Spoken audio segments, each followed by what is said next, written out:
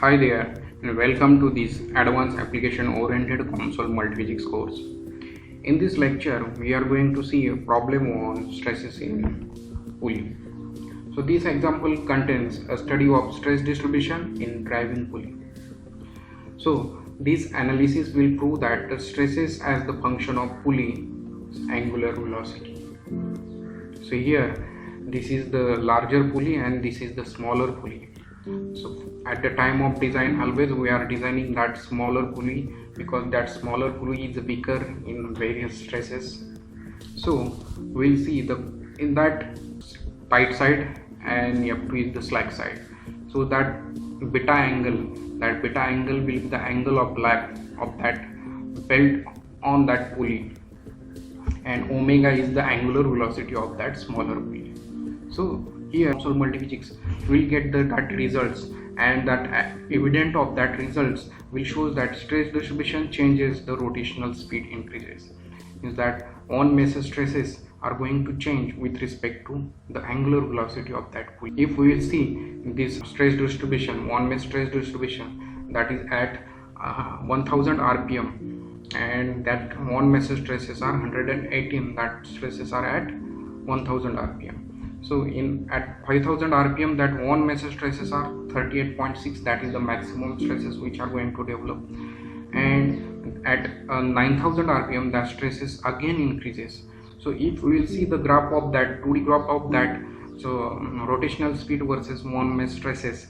So if the speed is less, the one measure stresses are more, and if the speed is increases, that one measure stresses are reducing.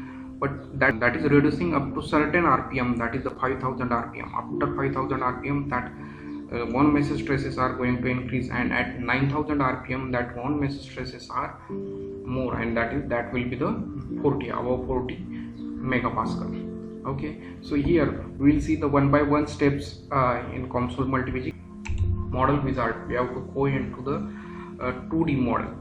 So here we have to import that 2D. For that purpose we have to go into structural mechanics, because this problem is related with the structural mechanics. So we have to click on the solid mechanics tab, and then we have to add that solid mechanics interface. After adding that solid mechanics interface, we have to select the stationary study.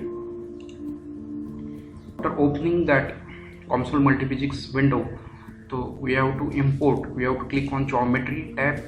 Then after clicking on geometry tab, we have to click on import, and we have to select the sources.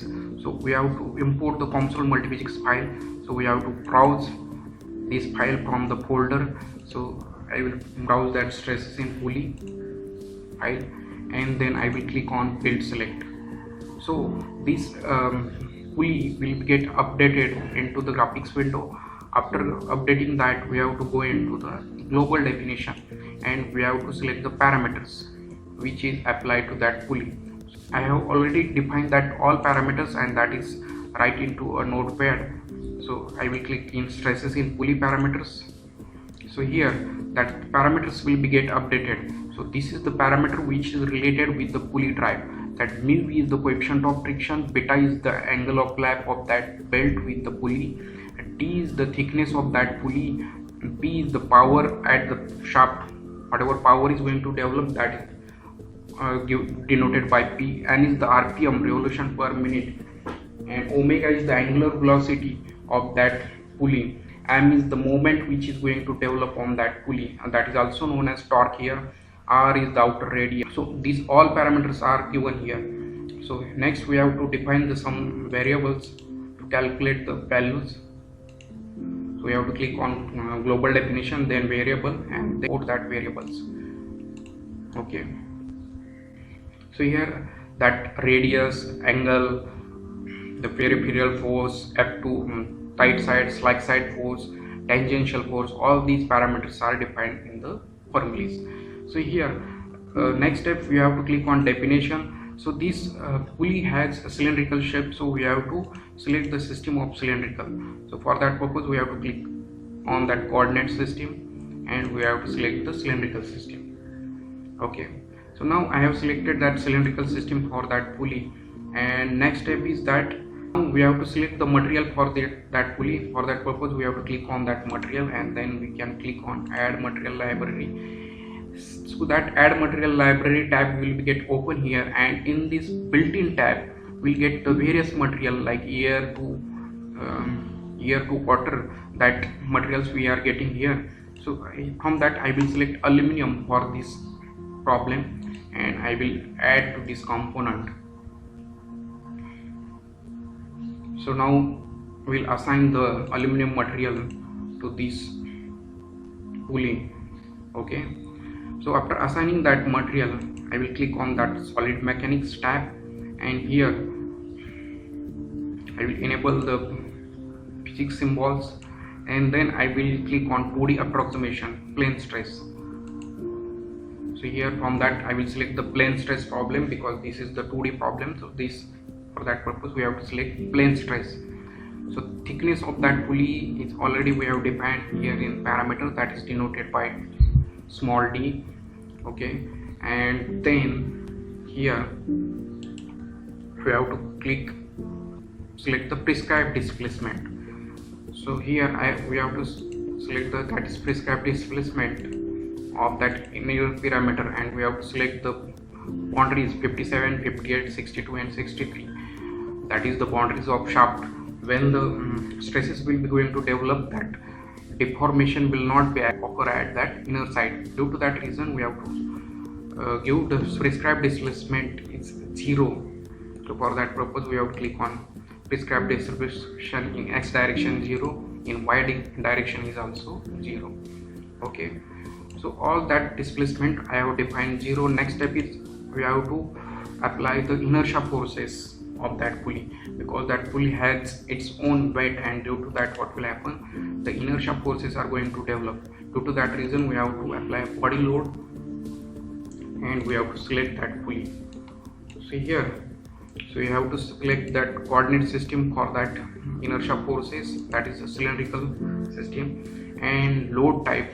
That load type also we have to select that load type is force.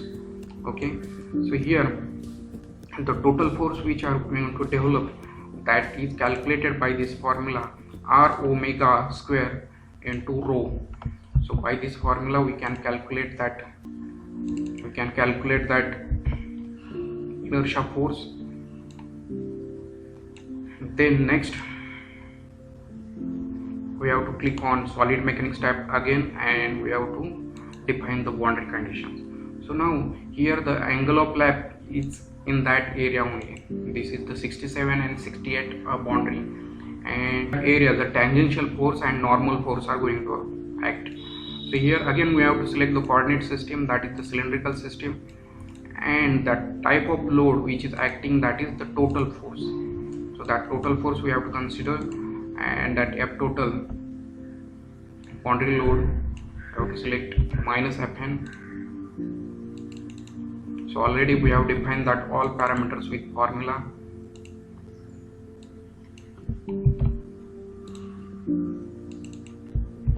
Okay, so here all boundary loads we have applied here. So next we have to go into meshing tab. After clicking on mesh we have to go into element size, and that element size is fine. And next we have to build. After build all we have to go into a study. So here we have to select that parametric sweep. After clicking on that parametric sweep, here we have to click on that tab, and then we have to add this by right clicking, and that coefficient of, so here parameter name, that we have to select that revolution per minute. We have to select the revolution of that pulley from 1000 to 9000. So here that range we have to define first. So that range of the parametric sweep is 1000 to 9000. So here I will select from this.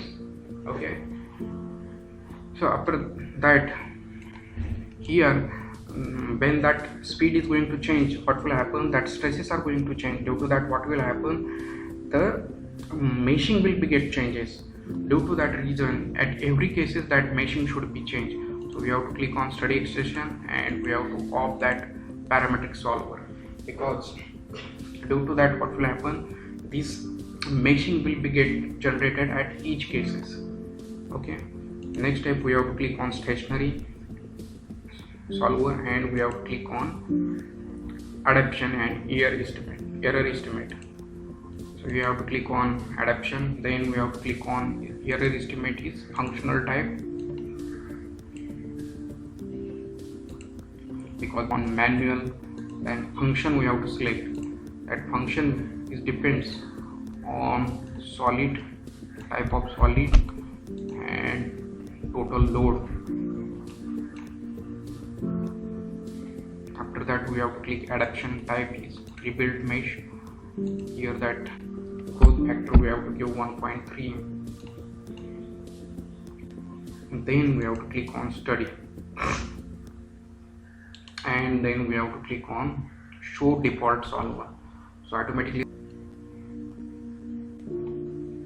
after generating that default solver we have to click on that solution 1 and here we have to click on that stationary solver, adaptive mesh refinement, and then we have to complete. So it will take some time to solve this problem, that is depends on RAM of the laptop.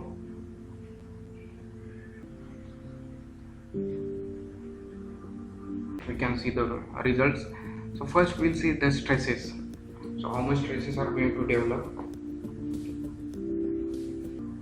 So here we'll see the one mesh stresses at various RPM.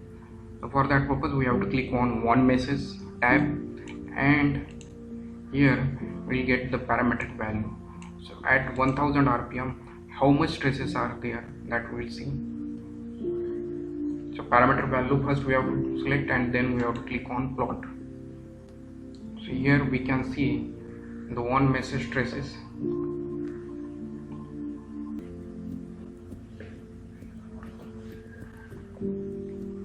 So here we can see the at 1000 RPM that one message stresses are 112 and at 5000 RPM also we can see at 5000 RPM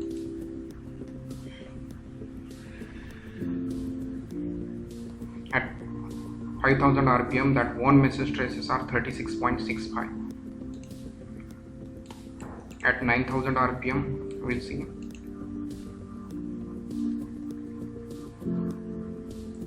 at 9000 RPM we can see that stresses are 65.45. so that we can plot on that 2D graph also. For that purpose we have to click on one message and rotational speed.